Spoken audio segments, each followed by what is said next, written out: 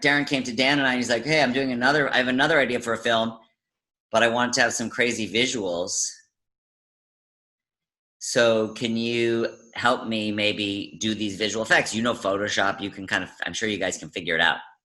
So we went into Requiem for a Dream and we started this company called Amoeba Proteus, and we decided we would just do visual effects, and we did a lot of them ourselves, and some we worked with a company that had a flame at the time, or Inferno it was, which was like the sort of one of the highest end flame. No. I mean, you're talking to a guy that was in the world, so yes. Yeah, but I'm talking to the audience who may not have heard of Inferno. Which is like, not have heard of it. I mean, these were the platforms that were the hardware platforms for people watching, right?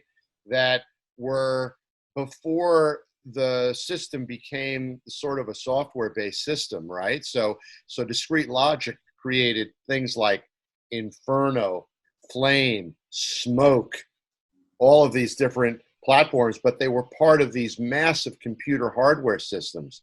And then later, the generations ahead would create products that were almost doable on a desktop. Yeah, but at the time, it cost like probably $500,000 for a full Inferno system with all the storage. Well, it was, if not more. Yeah, no more. So we had these guys who had one, and we would go sit there in their place and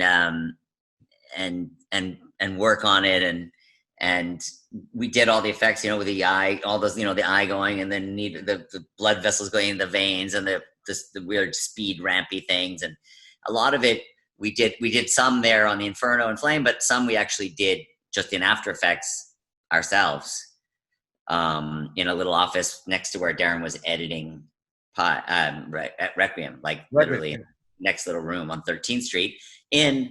For those nerds out there who want to know, this was this place called Plantain, and Plantain, the guy Tyler Brody, who was one of the producers, who sort of saw Pi at Sundance and got involved and really thought Darren was talented, gave this space, and he had this beautiful building on 13th Street. And the other person he gave space to at the time was James Murphy, to put a music studio down below. So basically we were in there with James Murphy, who obviously went off and became LCD Sound System and kind of was an amazing producer as well as performer. So he really kind of had this eye for letting the talent and for helping incubate and giving us these spaces.